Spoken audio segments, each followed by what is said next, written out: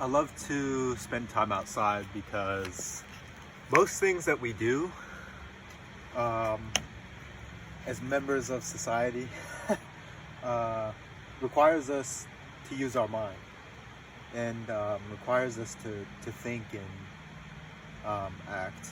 But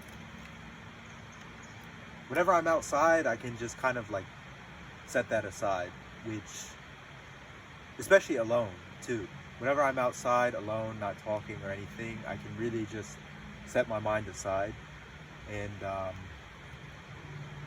in a way, like I really feel like myself. I really feel like myself.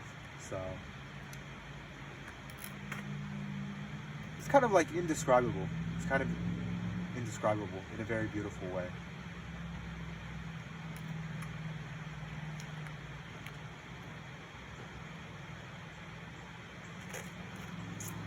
I'm being very daring with putting my phone right there. Hopefully it falls forward and not the other way.